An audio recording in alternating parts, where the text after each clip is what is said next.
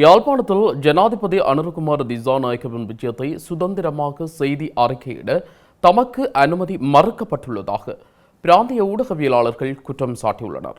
ஜனாதிபதி ஊடகப் பிரிவினால் வெளியிடப்படும் செய்திகளை மாத்திரம் வெளியிட்டால் போதுமானது என தமக்கு கூறப்பட்டதாக செய்தி சேகரிக்க சென்ற ஊடகவியலாளர்கள் குறிப்பிட்டுள்ளனர். யாழ்ப்பாணத்திற்கு விஜயம் செய்த ஜனாதிபதி மயிலட்டி துறைமுகம், யாழ்ப்பாண மாவட்ட செயலகம், மண்டைதீவு என பல்வேறு இடங்களில் இடம்பெற்ற நிகழ்வுகளில் பங்கேற்றிருந்தார்.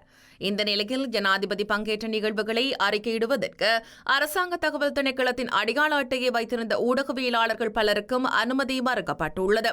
குறிப்பாக ஊடகவியலாளர்களை நிழற்படம் மற்றும் காணொலி எடுக்க ஜனாதிபதி பாதுகாப்பு பிரிவினர் தடைகளை ஏற்படுத்தி அவர்களுக்கு நெருக்கடியை கொடுத்தமை குறித்து அதிருப்தி வெளியிடப்பட்டுள்ளது.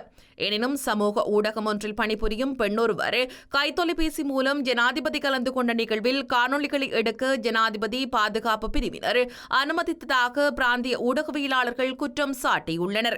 கடந்த காலங்களில் ஜனநாயகம் பற்றியும் ஊடக சுதந்திரம் குறித்தும் அதிகம் பேசி ஆட்சிக்கு வந்தவர்கள் கூட ஊடகங்களையும் ஊடகவியலாளர்களையும் சுதந்திரமாக இயங்க விடாது செயல்படுவதானது ஊடகவியலாளர்கள் மத்தியில் கடும் விசனத்தை ஏற்படுத்தியுள்ளதாக சுட்டிக்காட்டப்பட்டுள்ளது.